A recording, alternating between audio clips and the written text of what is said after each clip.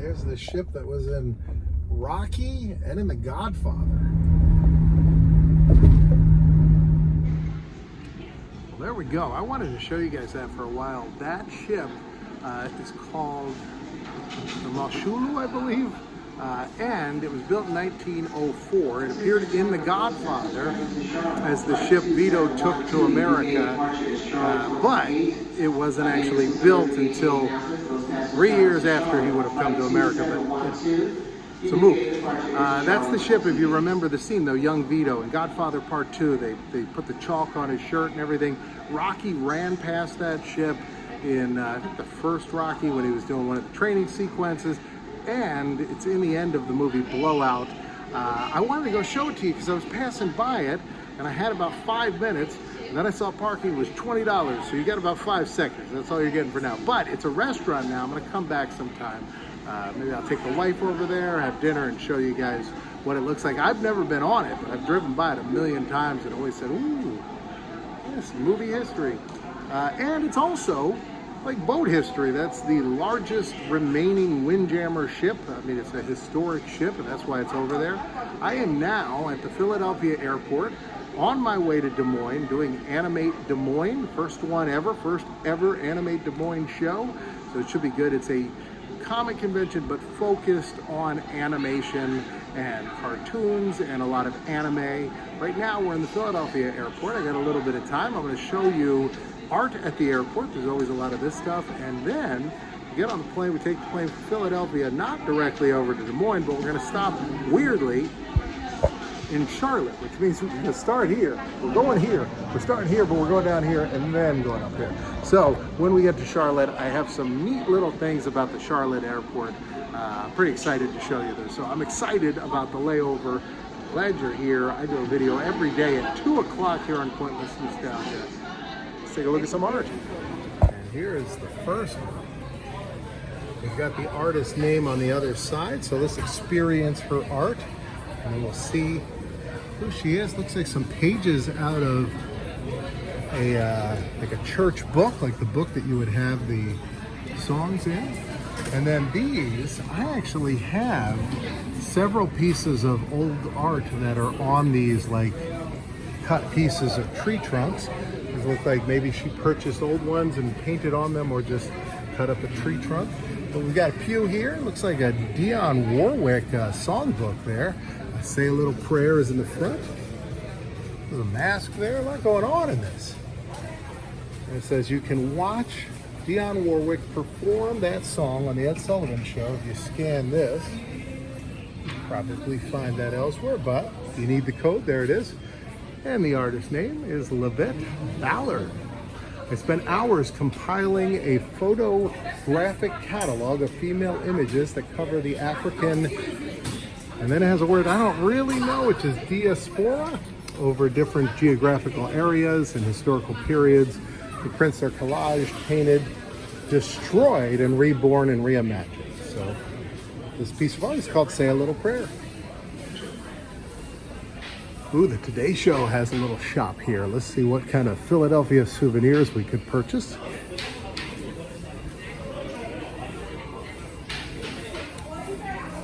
Always Eagles stuff. I always like this Eagles logo. Princess Diana was a fan of that logo. She sported a jacket she purchased when she was in Philadelphia because she really liked the eagle. Here's the that's the Comcast building. They do a great Christmas show. I showed a few seconds of it last Thanksgiving, but maybe this year we'll go see the whole thing. Pretty cool.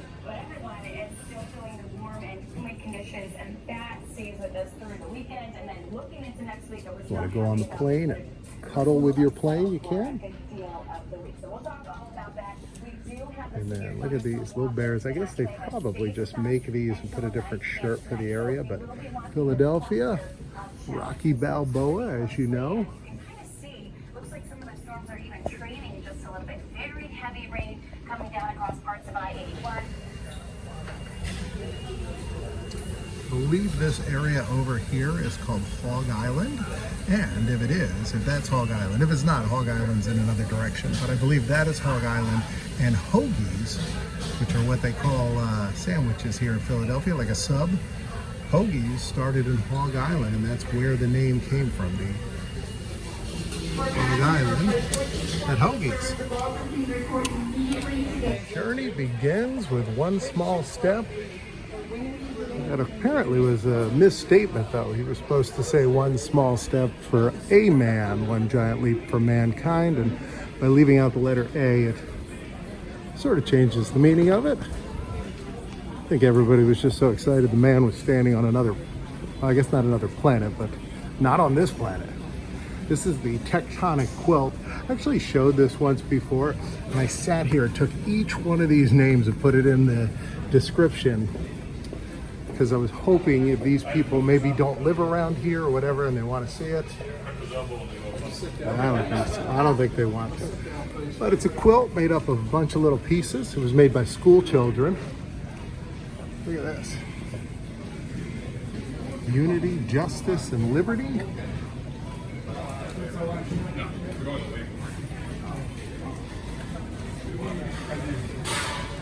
Lots of different colors. This reminds me of the old bedding at the All-Star Movies Resort, had similar colors.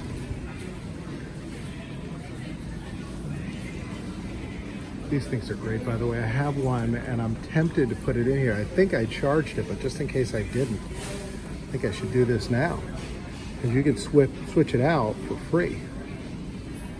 I'm gonna take my chances. I think I charged it. I don't have to unpack anything. We have a Chicky of Pete's in here. Looks a little busy, but I'm gonna see if I can get a table. Go in there and try some food. We have vintage beer cans here, including this one, which is JR from Dallas, J.R. Ewing's private stock. It's so great.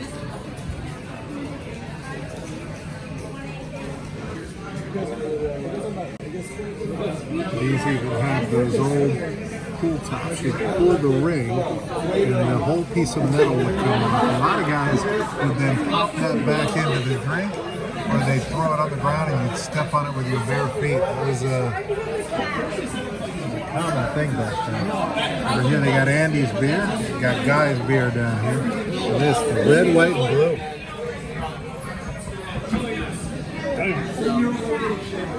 Narragansett cream ale, old style.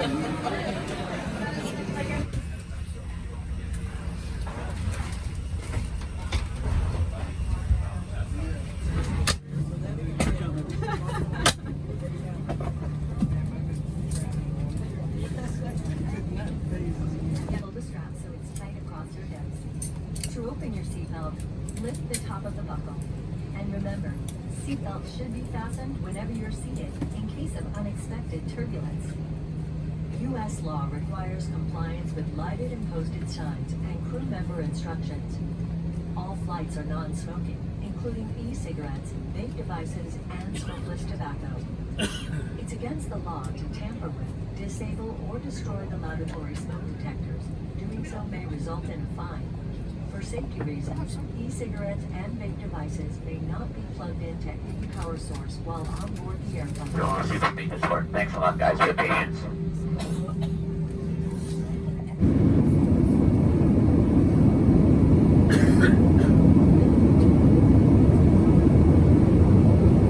Please remain seated with your seatbelt fastened until the seatbelt sign is turned off, and keep the aisles clear of all carry-on items. It was 9 o'clock now, 10:41.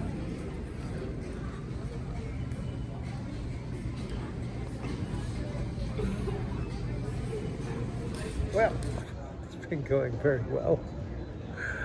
So we got on the plane, and then they told us, now that you're all sealed in the tube, we're going to keep you here for a while. And they did for about 2 hours. And we took off. We got here, we landed, and then we had to wait about, I don't know, 30, 45 minutes. But we're off the plane now. Now my flight that I was supposed to get on theoretically would have taken off, but they delayed that one. So we're all good. We got plenty of time before that now. So I don't know when I'll ever get to Des Moines, but I want to show you some cool things about this airport. Then we'll walk around and see what is here. This is the first thing I thought was interesting. There used to be an amusement park nearby. It was only around for a couple of years apparently, but it was called Airport Park.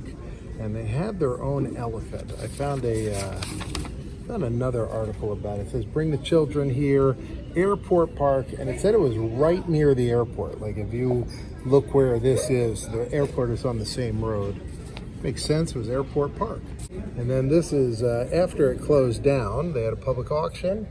And this was in 1959. They were getting rid of the carnival, the zoo, the rides, office equipment, 1,000 chairs, and Vicky the elephant, this famous elephant, was being auctioned off when they closed that. So that would have been right out here someplace. It's kind of neat to think it was there. I could have used some entertainment today. Could have been fun. Now I have some pictures, and we can't match up anything now because the sun had gone down, but a lot of politicians came through here. Here's Hillary Clinton. There's a picture of President Obama, and this guy's giving him a flat Stanley, and President Obama does not look amused, but that was right out here. And here's a picture of President Trump again, right out here on, I guess, getting off Air Force One, or maybe this was during a campaign stop before he became president, but it's out there. Looks like he's talking to reporters. This is one I thought I'd be able to match up. I don't know who this guy is, but that is Vice President Kamala Harris. Here's one of JFK, an old-timey one. And yeah, I thought like I could match up these buildings in the background, but when I was supposed to land, it should have been sunny. Here is President of the United States, President Biden, and there's Vice President Harris, and they are both here at this airport in these pictures. There's another one of President Obama with Hillary Clinton, and down here you got President Bush. I could not find a picture of Richard Nixon, but he did go to this airport, and I know because I got this really weird newspaper article. So this is from October of '71. The governor of North Carolina, Bob Scott, said he got rough treatment from the Secret Service. He said they blocked him from getting near Nixon. He said that it was overdone, it was ridiculous at the airport, and there's some great quotes in here. He says that he wanted them to fly the North Carolina flag, and they said, no, we're only flying the American flag, and he's like, that's our flag, not one of a foreign government. What's wrong with flying it? And then he goes on down here to say, look, I'm the governor of North Carolina. Are you telling me I can't land in my own state? That he says, I don't have a parachute, so I'm going to land here. I love these quotes. He says that some unnamed FAA employee told him that they couldn't land and that he would take away the pilot's license. And he said, go ahead and take it. I'll give him another job. And then he angrily says, I was there waiting to shake hands with Mrs. Nixon and the president and also Mr. Graham, which was Billy Graham, not superstar Billy Graham, but the preacher. I don't see it in here, but Nixon was here to visit. Let's see where it is. Ah, there it is. Nixon was here to visit evangelist Billy Graham, not superstar Billy Graham. But yeah, that was pretty neat. And there's a picture of Elvis Presley getting off his plane right out here. One other interesting thing about this airport, this was the destination of the plane that ended up having the water landing in the Hudson River, the Miracle on the Hudson that they made the movie Sully about, but it was coming here. And so once it was pulled out of the water, once they finished all their investigations, they actually brought it here. And there is a museum attached to this. I'm told it's closed right now, but here is a picture of the plane as they were bringing it here to put in the, I think it's the Charlotte Aerospace Museum, but apparently it's here, but you can't see it today, but apparently it's not very far from here. Very neat to see them. I've seen pictures and video of it. Looks very interesting. They saved all kinds of things, including like the cart with all the drinks on it. You can see like what a soda can looks like from 10 years ago. So very interesting. All right, I think we'll find our gate. Let's see how much time we have, and then we're gonna get on another plane and finally get to Des Moines. We got a sign here, the Billy Graham Library. So he was local to here, and his library is about 4.5 miles from here. But look at that sign there.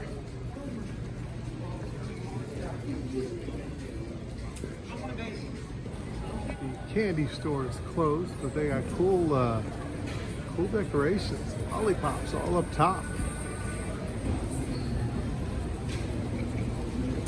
This is like a big atrium kind of thing with the rocking chairs. They always have rocking chairs now at the airports.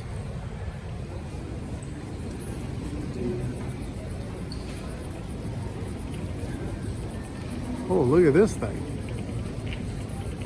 This is the flight bar. And above it, they've got all these different space vehicles. Hot air balloon, space shuttle, airplane. There's a Zeppelin up there. I'm Lila, Mayor of Charlotte, North Carolina. Welcome to the Charlotte Douglas International Airport. Charlotte is known as America's Twin City, and we are the proud home of the Carolina Panthers, Charlotte Hornets, and now MLS Charlotte Football Club. If you're visiting the Queen City, And it looks like we should be boarding soon. You got a mural here where a guy's flying with a cow and a pig and a dog down there. And across the way here, they got a continuation of it.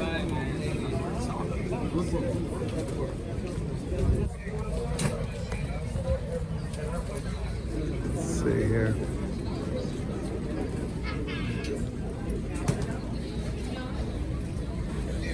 There's an alligator and a bear, I think.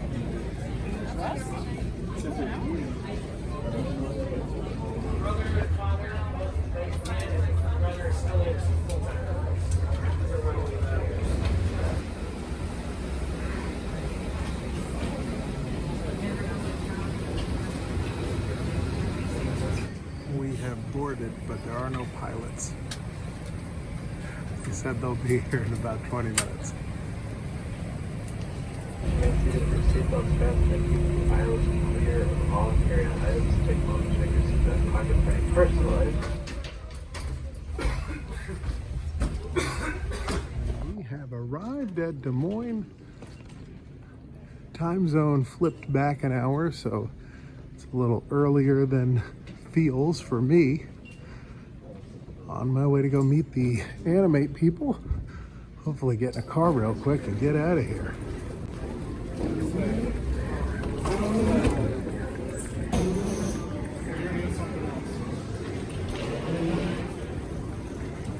Do they have like a history of the airport over here? I'll take a peek at this sign real quick because I know somebody's waiting for me, but 30s. Wow, look at this. This is great, like a little museum exhibit. 30s and 40s. Chiseled the way to an airport. 50s, 60s, look at Braniff Airlines. All the way over to the 2000s. There's a Hy-Vee here, which is a grocery store chain just in the Midwest. And then I'm not sure where a else. Floor Cinema Cafe. Wow, look, they got McDonald's that actually closes at some point in time. With this is all the fun. That's pretty good. And then over here, you can see the Capitol building in the distance.